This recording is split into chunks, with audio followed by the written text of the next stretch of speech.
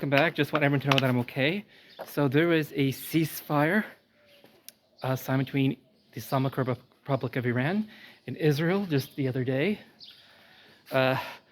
Apparently, Israel accused Iran of breaking it. Trump yelled at them both essentially, saying this has got to end. Whatever you think of him, I kind of agree. But just thought I would give you an update on what it's like at the Church of Holy Sepelchre on the first day after, essentially, of the 12-day war. Hopefully just a 12-day war between the Islamic Republic of Iran and Israel. Tell you some of the experiences I had. So, for starters, we're here at the Church of Holy Sepelchre. It is open, but it is empty. They're just letting people from outside the old city enter the old city again now. And so let's take a look around. I will try to keep things respectful, as this is a place of prayer. So if anyone tells me to quiet down, I will be, obviously. That being said, there's not that many people here to disturb in prayer. So I got up early this morning. I heard last night these restrictions were over, that we're officially back to normal. Officially, however, classes are still on Zoom at my university. And I'm going to do it on Zoom, just in case.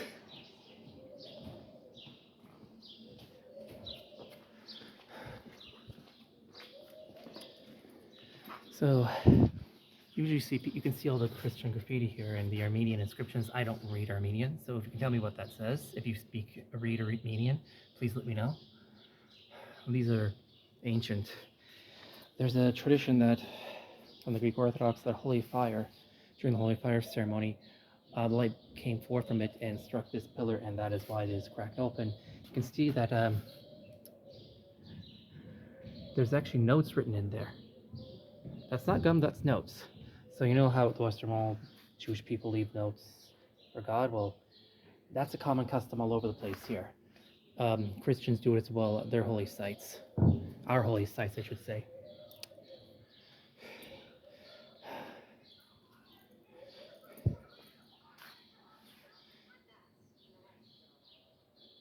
There's the 10th. There's the 10th station. I've not done the stations today. Here, I just got up exhausted. I have to head off. I think I'll be doing them tomorrow. So I saw pictures of this locked door the other day.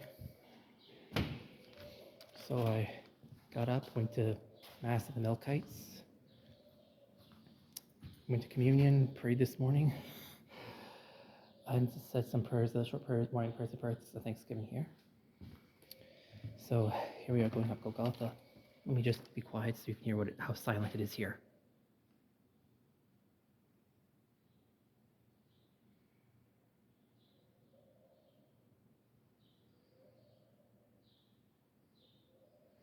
Yeah, really quiet. So you could hear. They clean this place every day, but it's like 9 a.m.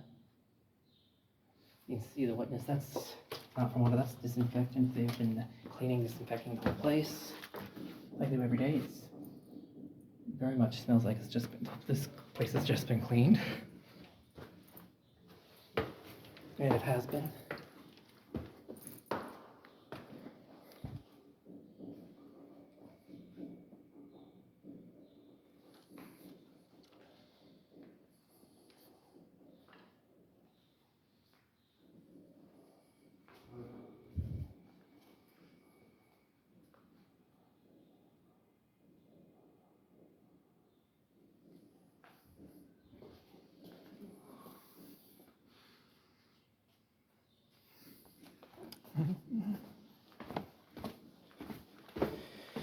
So that was Golgotha.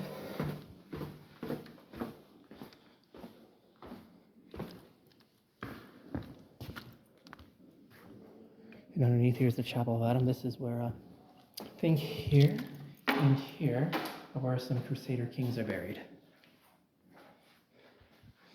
Eternal rest grant to them, Lord, of passion upon them, may their souls and souls all the faithful partners of God rest in peace. Amen.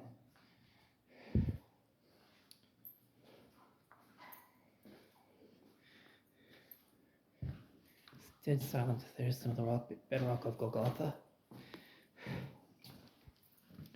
There's supposedly digs going on here. You can see things left here, but not today.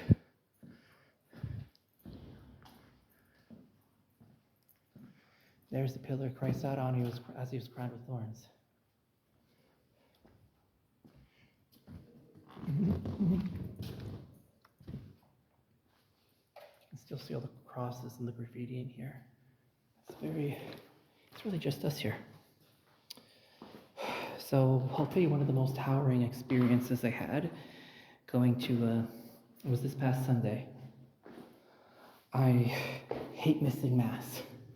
Hate it if I'm a traditionalist Catholic. Usually I have to do Joy Mass because SSPX is just not available in my area most Sundays, and sometimes not at all.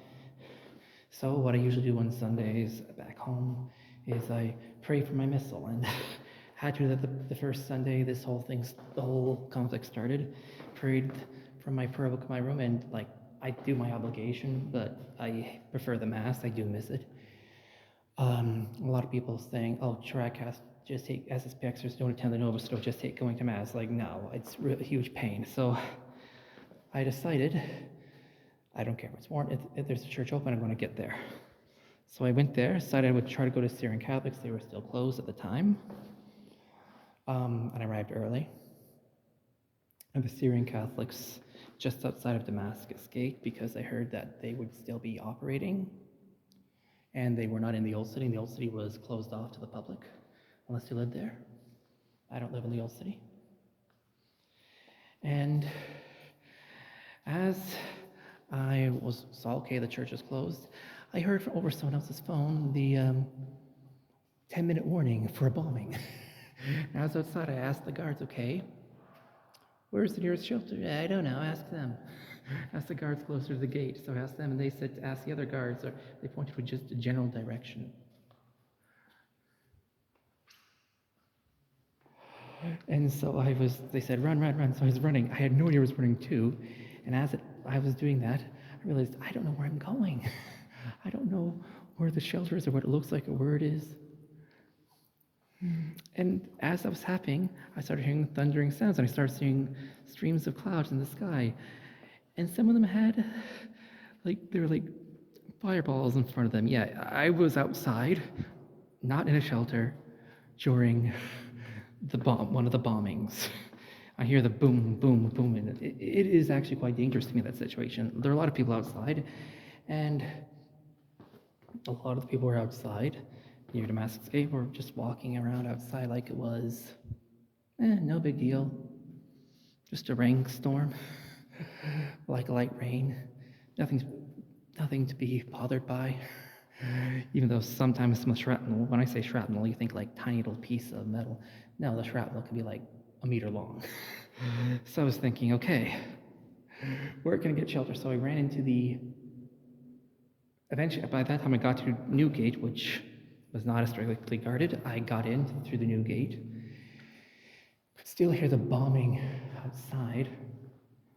Eventually I came here, and the Church of Sepelchre just happened to still be opened. Inside the Old City, a lot of the Muslims and Arab Christians are not as concerned as the Israeli Jews about these bombings. By the way, that, in case you don't know, is where the true cross of Christ was found by St. Helena of Constantinople. This is St. Helena herself, patron saint of archaeology. I hope she prays for me in my courses, I won't lie. Trying to study during a literal bombing campaign is very difficult and distracting, to put it mildly. Anyway, I came in here, and I stayed in here until I thought, okay, it's probably over. So yeah, the Church of Sepelchre was kind of literally my bomb shelter. So I can legitimately say I have walked through a ballistic missile storm to go to Mass, literally, and I was happily able to go to the Melkites this past Sunday. It's probably the most harrowing experience of going to Mass I've ever had. Right up above us, by the way, is where the roof of here would be the Ethiopians upstairs, and this is the Armenian Orthodox chapel. These steps, I've heard that they actually date from ancient Roman times and belong to a previous Roman pagan temple on the site.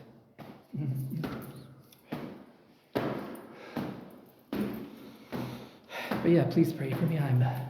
As you can imagine, I'm super stressed. It's definitely affecting my grades. I've got a paper that I've been really struggling with. Didn't get a grade on it. Got a grade back. Was not as good as I would have hoped. It's a really tough course. I never know that it's this one professor. They give instructions. I try to follow them to the best of my knowledge, but it's like I'm chasing a mirage with what they want. I'm not sure if I'm constantly mishearing or misunderstanding instructions. It was like, oh, part of it was given, and I don't understand what they're asking me to do. So please pray for me in that regard. See this graffiti?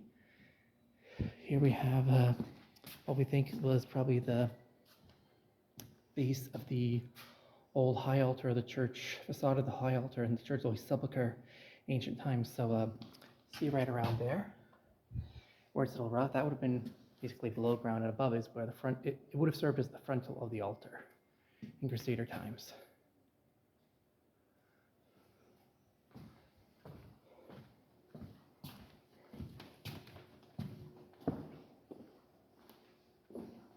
This is the prison of Jesus Christ.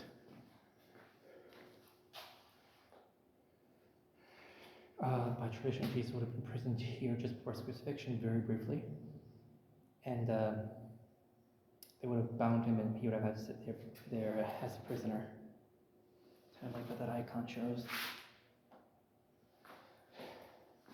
Being here on night on the church always slept through lots of votive candles praying.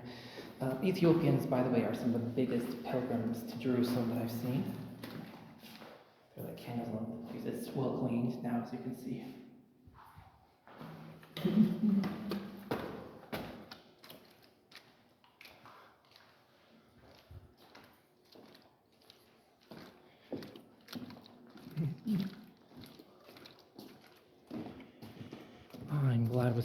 I'm glad the tax were only 2 weeks. So by the way, if you're ever in the Church of Holy Sepulchre, this is the record where you go to the bathroom.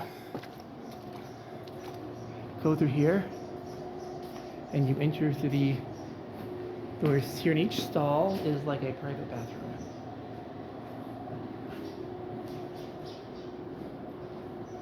Just for future reference.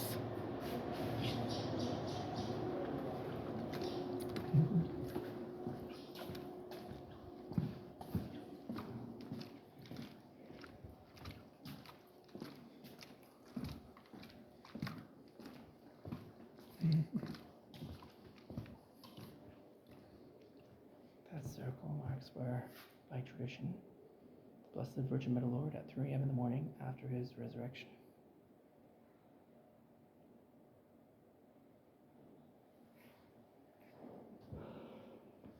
This is where Mary Magdalene would have met the Lord after he rose from the dead.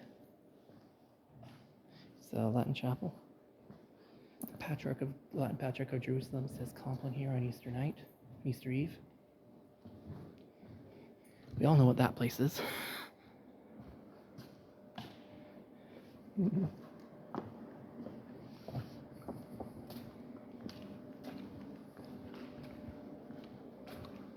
Coptic chapel.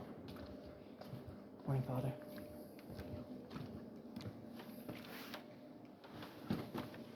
Some other digs going on currently. I remember this is where I crashed an Easter party with the Syrian Orthodox, actually. I was middle of the night right here. They just finished their Easter service. And said, "He wants some food?" I said, yes. I was hungry and having a hard time focusing, so I cracked Easter eggs to people here. This is actually a functioning church on Orthodox Easter Eve. Syrian Catholics do use it, even though it looks abandoned most of the time.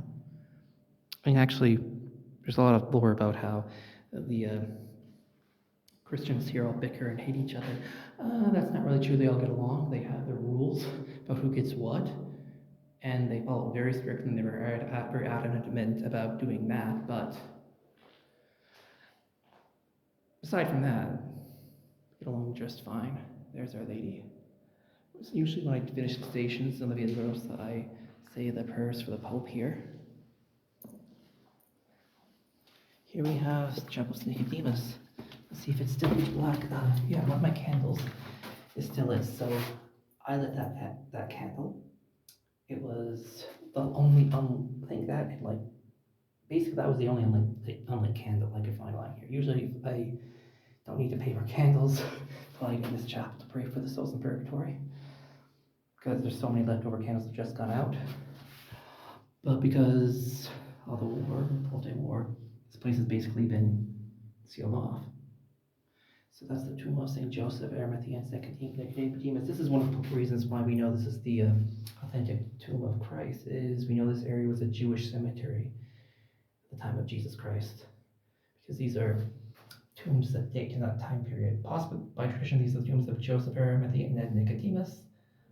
Will not accept that tradition. These are archaeologically confirmed as 2nd century Jewish tombs. Remember to pray for the souls in purgatory, everyone. I think that's another prayer note left here. Actually, I think that might actually be a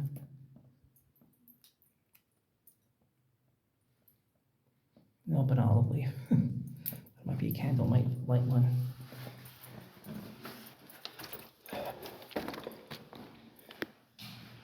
Yeah, it's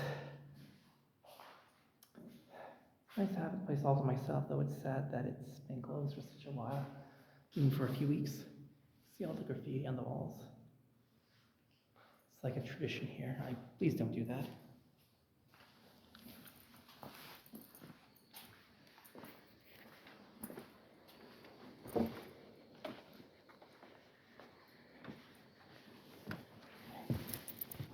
Coptic chapel.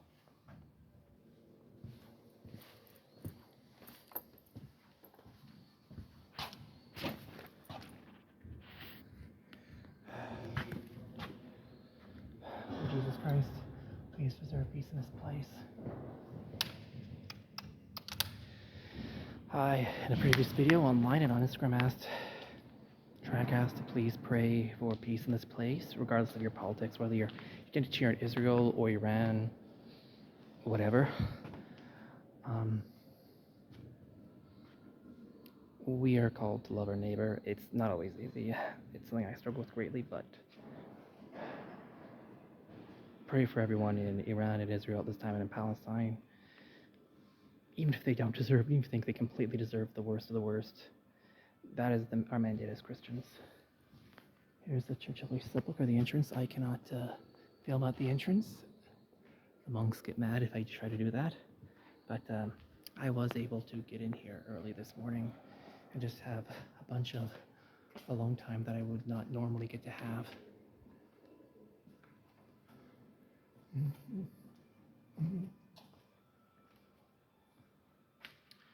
Just praying for myself. And yeah, actually,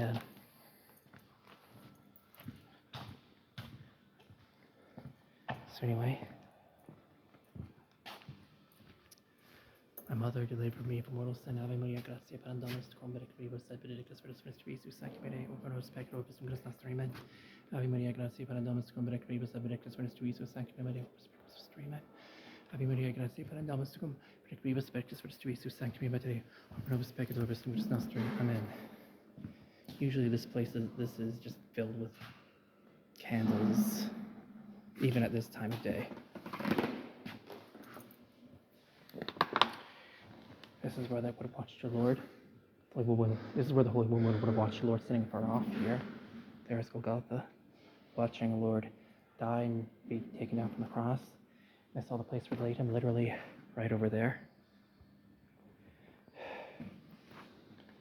Come on, Ghost, with hearts of faith and commit violence. Yeah, so I was actually here. I have to admit, I don't know everything I should about this Church of Sepelchre. So there's some Armenian stained glass windows, not sure you all can see it. I'm not familiar with which saints these are, so if you know, please let me know.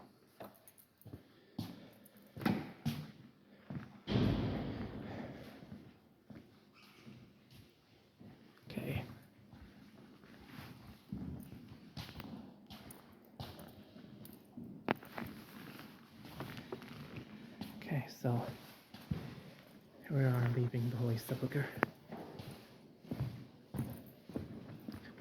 Warning.